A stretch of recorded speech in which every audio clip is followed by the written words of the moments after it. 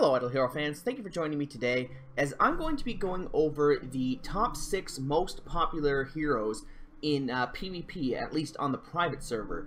I was actually recommended to do a just top 10 heroes in general by a viewer who left a comment in one of my previous videos, but I actually can't find the comment, so I can't credit them. I don't know if they deleted it afterwards or if it just got buried because it's so hard to track comments on YouTube.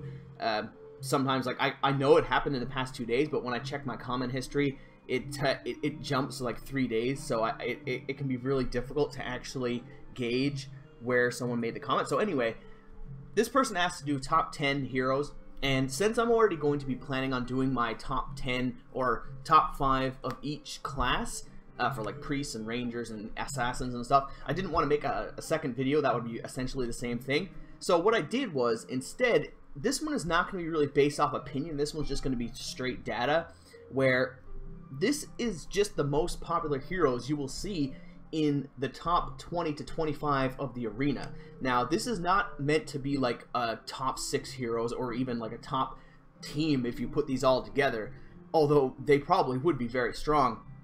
This is just to give you an idea of what people are using right now, and some of them are pretty surprising, with number 6 being a perfect example, and that is Sigmund. I would have thought Sigmund would have been a little bit higher just due to his raw power, and even with him being 6th place, a large part of that is because Meh currently has 2 in his team. Without Meh having 2 in his team, if Meh didn't have any, Sigmund wouldn't have made it into this top video at all, into the top 6. But of the people who do have him, the ones that do tend to be in the top 10. We're not talking, like, this video usually encompasses the top 20 to 25 in total, but of those who have Sigmund, those are usually the highest level players. Sigmund is super powerful and it can't be denied, but he's very rare. So he's kind of new and rare, which makes him harder to have invested in.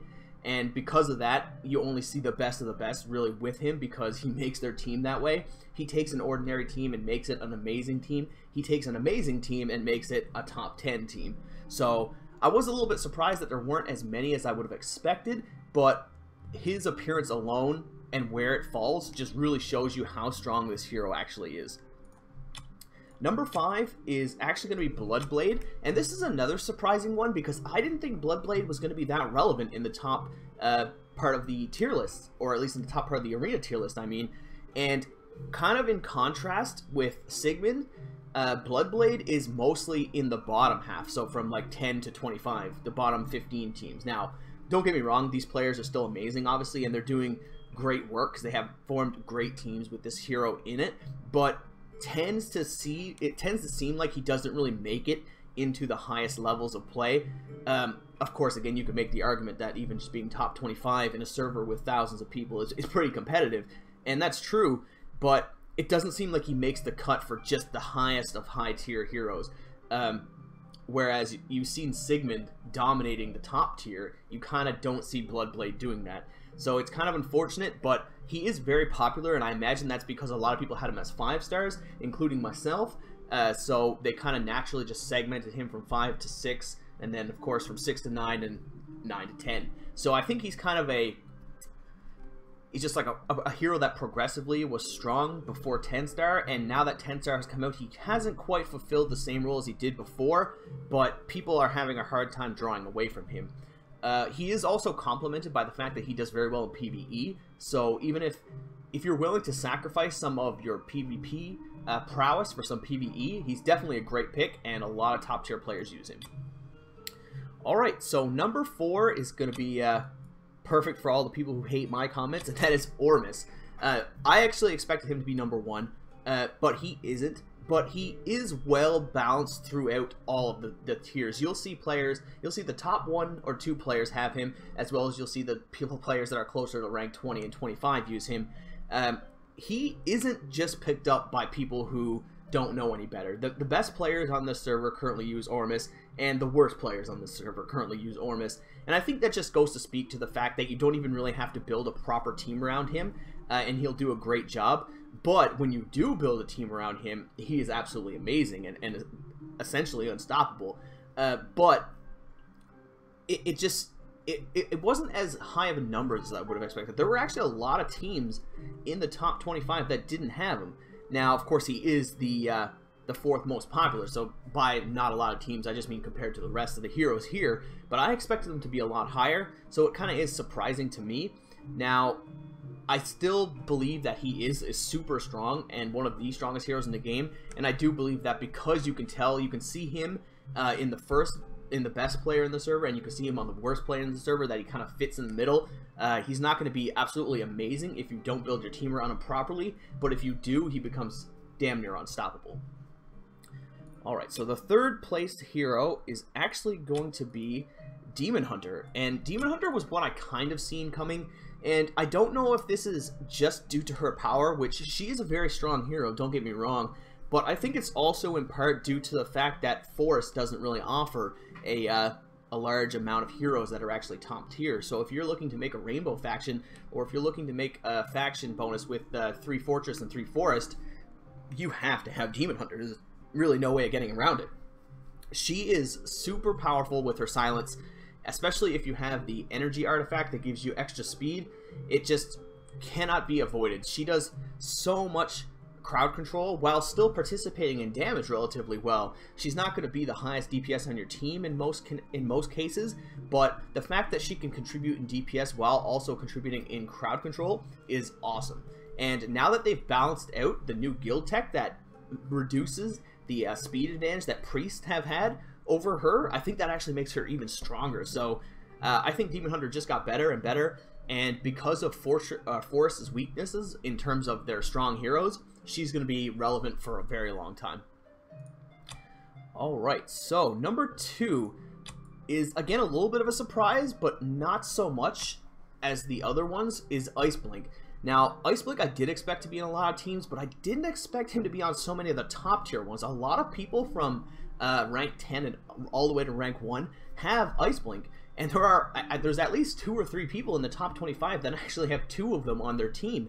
And those players kind of broke the ranks here a little bit, because the heroes that are ranked even 4, 3, 2, and 1 are all very close in how many of them are being used.